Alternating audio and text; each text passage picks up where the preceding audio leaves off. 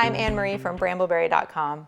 Today I'm going to tell you a little bit about how Brambleberry tests fragrance oils and also how to work with fragrance oils that don't perform well in soap. At Brambleberry, we test hundreds of fragrance oils every single year to make sure that they perform perfectly for you in your soap making projects. After all, we're a company created by a soap maker for soap makers.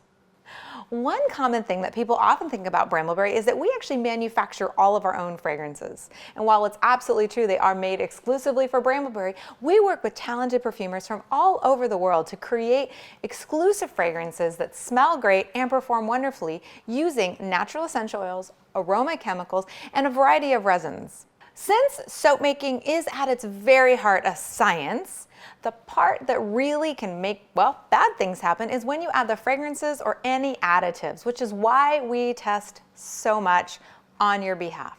Sometimes when you add a fragrance oil to soap, it can discolor it, which is unusual. That's why Brambleberry has notes on every single fragrance to tell you if the fragrance discolors. Or sometimes even worse, it can separate your soap. It can do something called ricing, which I'm going to show you, or it can even accelerate trace, giving you soap on a stick. At Brambleberry, our testing process goes something like this. We test the fragrance in a 4-ounce bar. If that works, we test in a 1-pound bar. If that works, then we test in a really aggressive 5-pound batch that has difficult designs like these ones here. These are actually all test batches we've done in the last 6 weeks at Brambleberry, seeing if these fragrances are good enough to share with you. So you might be asking yourself, do you need to test fragrances from Brambleberry? Well, the answer is no, you don't actually. We test all of them for you, but you might want to because your recipe that you test in is not going to be the same as the recipe that we make. And so, for example, if you're using beeswax or cocoa butter in your recipe, well, that can retard the scent just a little bit. And so you might want to end up testing to see how our fragrance works in your particular water discount and your particular blend of oils and temperatures. So all of Brambleberry's fragrances are offered in this little tiny trial size, which is just about 1/2 ounce, which is perfect for doing a 16-ounce or a 1-pound test batch. I love to use this little 4-inch silicone mold just for that. It's perfect because the soap comes out really easily after just a few days. At Brambleberry, we use the Lots of Lather quick mix to do all of our testing in. This one is really fantastic because it has a pretty high percentage of solid at room temperature oils. So if something's going to accelerate trace or give you soap on a stick, it'll usually be this batch or this recipe. So that's why we use the Lots of Lather quick mix. So let me demonstrate exactly how we do kind of the second phase of our testing, that 1-pound test batch. Lots of Lather quick mix, the right amount of lye in our water, and I usually test at about a 5% water discount. Of course, we always suit up for safety, so it doesn't matter if it's just a small test batch, it doesn't matter, you always suit up for safety. So gloves, goggles, closed-toed shoes, long pants, kids' pets are not in the area, really well-ventilated area, all really important. Since we get one set of eyes, always want to protect those. So easy to do here. So the way you do testing is you add your lye water to your oils just like normal. Maybe give it a quick stick blend, but what you're going for is a pretty thin trace here. Because if it's your first time using a fragrance, you don't know how much time you really have to work with this fragrance.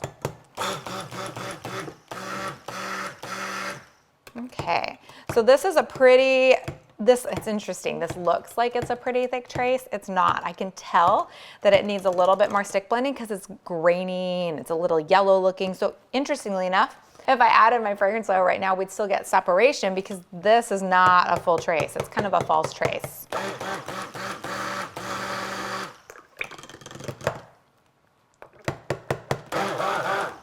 Okay.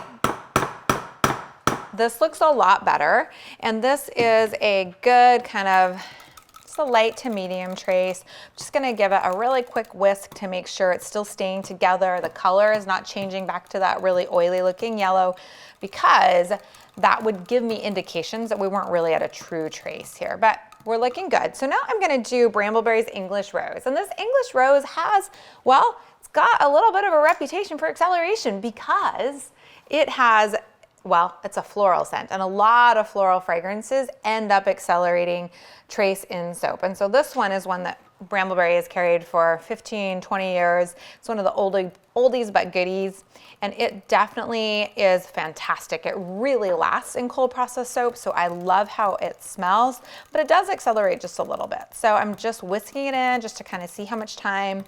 I'm not seeing any acceleration, which is great. And so what that tells me is when I go to a 5-pound batch that I'm maybe gonna have a little bit of time to work to get a good design out of it. It's getting just a little bit thicker now, not that much though. There's a little bit of pull, but honestly, it's still not even leaving trailings on the surface. So this would still be considered a very thin trace. So now this has been sitting here for a minute and a half or so with my whisking, and it's still a pretty thin trace. So I'm just gonna give this a stick blend, kind of see if I can get it to accelerate a little bit.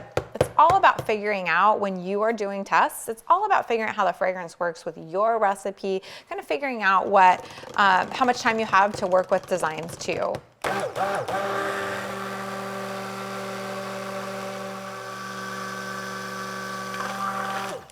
So after, 30 seconds of straight stick blending, I've finally got like a really great thick trace. This is beautiful, and this would be what I'd be looking for if I was doing layers or like say a cloud design or something that required a little bit of support. It's gorgeous, but that's definitely a fragrance that if I was trying to do beautiful thin swirls, I wouldn't be stick blending that much. And this does smell really, really, really good. I do love a good rose scent, and I love mixing rose and patchouli together, which is pretty heavy, but I find that the patchouli gives some really beautiful depth to those floral notes. I used to make a rose patchouli gardenia orange blend that I loved making. Rose is a really good kind of middle base note when you're blending your own stuff. So here we have a beautiful 16-ounce batch of test soap, and I'll let this sit in the mold for about 2 to 3 days, and I'll pop it out, and then I'll let it cure for about 4 weeks before I determine as a soap maker, like, hey, do I like this fragrance? Do I like the strength? How do I feel about the texture? And then from there, I'll plan my designs for my bigger batches. Now I thought it would be fun to show you how to deal with 4 common kind of problems we have with misbehaving fragrance oils. And in the studio at Bramble Berry does have a misbehaving fragrance oils blog post that gives even more information on this. The way I do those first test batches for Bramble Berry is make just usually a pretty large batch, and this time we're just gonna do 16 ounces and then split it off into about 4-ounce size containers. And so these are just our heat safe containers. And then I use the Bramble Berry 12 cavity silicone round mold because these are perfect for just a 4-ounce test batch. So I'm gonna show you kind of how that process works, and then also really hope I get some bad behavior from these fragrances. Now, obviously, since Bramble Berry tests fragrances for you, these fragrances are not from Bramble Berry. I repeat, they are not from Bramble Berry. They are fragrances that we rejected in the testing process. And so when we needed some for this episode, we went over to the testing lab and we said, give us your worst fragrances that might be left that Bramble Berry never would touch in a million years. So I'm hoping we get some bad behavior for you guys on camera. So I'm just gonna stick blend this to a nice kind of thin trace. I'm gonna make sure it's fully emulsified. Like the last batch, I can see that this looks like it's getting thick, but it's definitely not emulsified. And so you always want to be looking for that color, looking for the graininess. And so if you turn the stick blender back on and you see kind of little white swirls kind of coming in from the side, you know that you might have a little bit more to go to get that thin trace. But since this is a test batch and I'm gonna be working with 4 different fragrances, I'm going to need a little bit more time. So I'm going for a really thin trace that's fully emulsified though.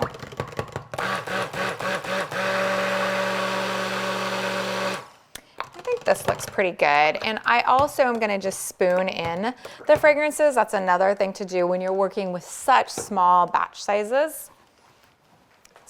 Now I'm just gonna eyeball this and pour them into these different heat-safe containers.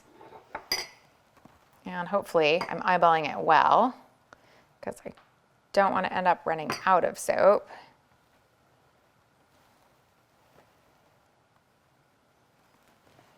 Okay, so the first fragrance I'm going to focus on is one that supposedly causes acceleration. When I smell it, it's definitely a floral. So acceleration, remember, is when your soap gets really thick really fast, and it's kind of a soap on a stick kind of feel. And acceleration doesn't really hurt the final soap in the sense that, like, the final soap is totally fine to use. It's just, it's hard to get the design you want when you get a fragrance that accelerates. As this started kind of mixing in, you can see that this is getting pretty thick, pretty fast. And again, you can work with a fragrance oil that accelerates trace. That's absolutely, but you want to make sure that you match your design to what's going on. So in this case, since this accelerates trace and you get kind of this thick thing, I would be going for layers. I'd be going for like spoon plop designs, that kind of thing. I would not be going for beautiful, delicate, wispy lines like a Taiwan swirl. Not my first choice at this point. So you can see here that we've got a good, like, this is soap on a stick, right? Like, soap on a stick is this funny soap maker's term that just refers to what happens when your soap gets really thick. And the only thing you can do here is glop it and plop it in your mold and call it good. There's not a lot to do here. And so the kind of acceleration that we saw with English Rose, you can clearly see was workable. This is not workable. This is right here. This is just kind of soap.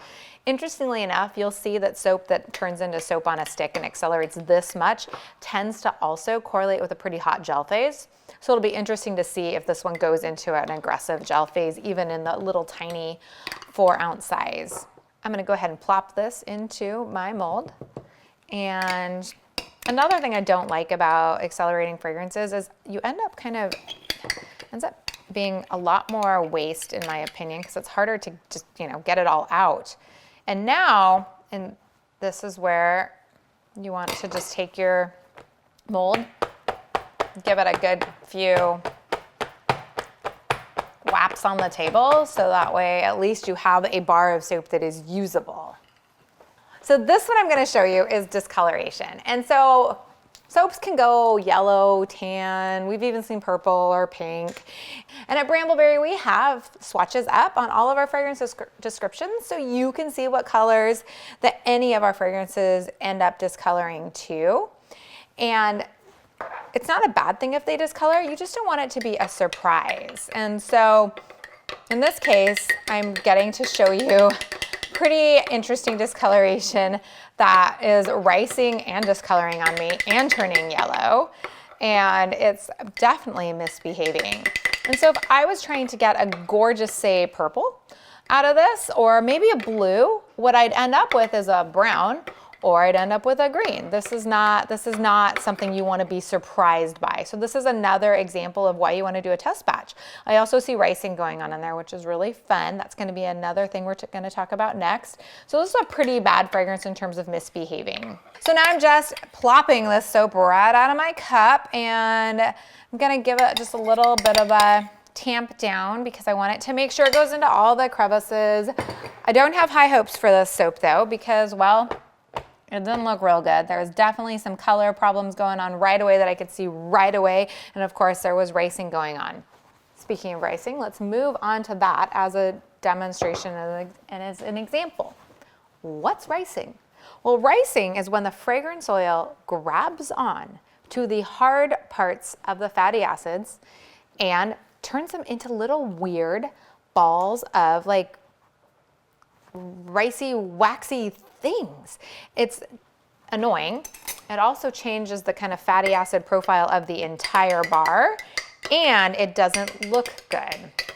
The final bar ends up looking mottled, and or like you can actually see the little ricing things in there. Sometimes you can stick blend those little rice kind of chunks out and reincorporate everything back into the, this is looking bad. Sometimes you can stick blend those little rice chunks out and then you can reincorporate it back into your entire batch. But more often than not, they just kind of sit there looking bad in your batch. And again, they change the fatty acid profile of the entire bar because they've now pulled out the harder parts of the oil. So that's not a bar that I'd want to be selling ever, or maybe even giving away. Like at that point, you're looking at laundry soap, in my opinion. So I'm gonna go ahead and pour this in. You can see it didn't really accelerate trace all that much, even as it riced. And actually it's interesting because the bar next to it has, in my opinion, ricing you can see more obviously, that's just like sticking out. But this one definitely riced on us. And so I can't wait to cut a bar open for you and show you kind of what ricing looks like on the inside of the bar. The final thing I want to show you is separation, and this is just something to watch out for. This is when you add your fragrance to the soap, and our soap is pretty thick at this point, but this is when you add your fragrance to the soap and it causes the entire thing literally to just fall apart. So it causes the oils to precipitate down and the lye water to precipitate up, and you end up with a soap that doesn't stay together. So now with this separated one, so I'm gonna pour it because it's kind of staying together, but it's not great. I'm gonna go ahead and pour it and see what happens. I will say if you get a really big, bad separation, you can often hot process that out, but it does take a lot of TLC. So make sure you check our fragrances behaving, or fragrances misbehaving, or fragrances behaving badly on the In the Studio blog post at Bramble Berry to kind of get more information about how you would kind of babysit this type of fragrance and hot process it out to save it. Of course, that link will be in the description below. So I made these same soaps earlier this week to kind of show you exactly what happens. First of all, let's talk about that discoloration, right? Like over just a 4-day period, it got so much darker.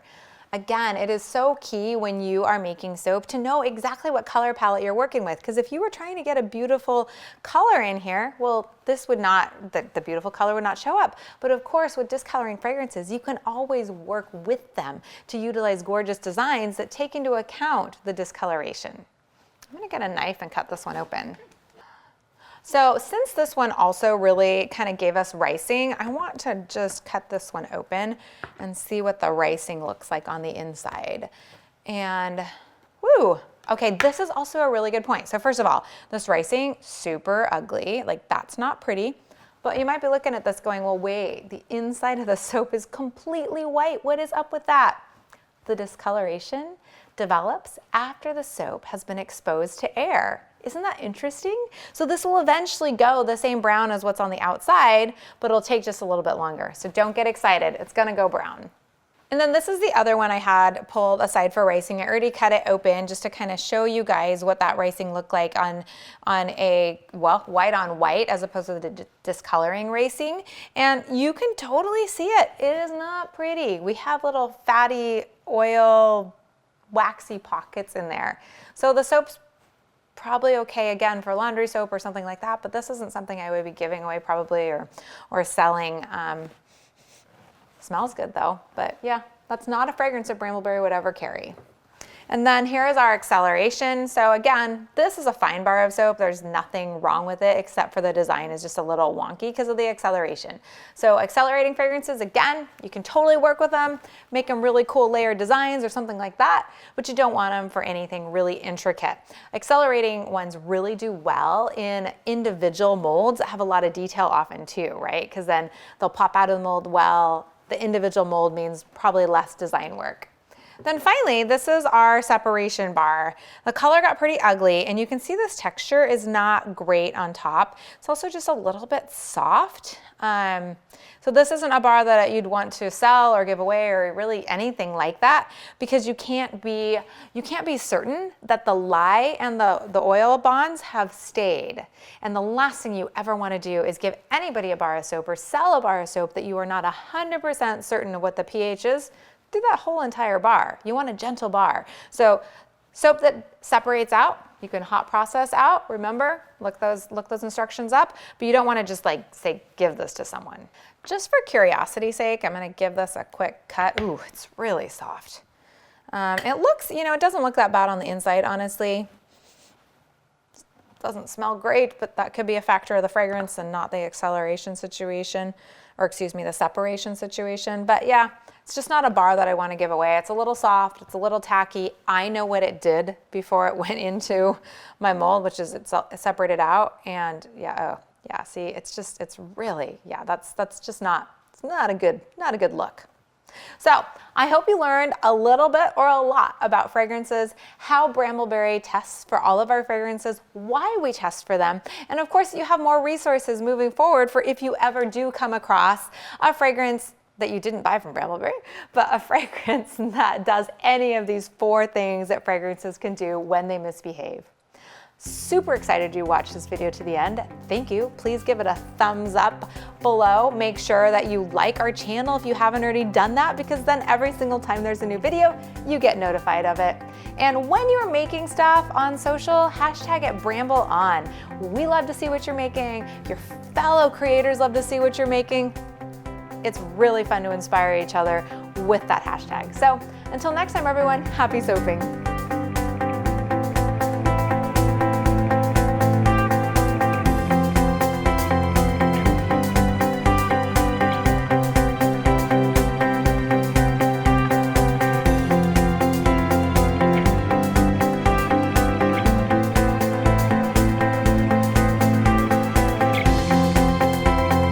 It's a bee, and it's a trademarked bee, so don't come at me.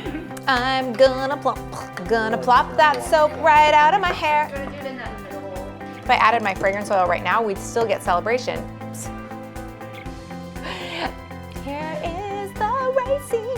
It is really ugly. Did we get enough of the ricing? Yeah, I want to get any. It's really gross. It's really gross. It's like, smell it. It smells terrible. Yeah. Taste it. It tastes terrible. Gonna plop that soap right out of my cup.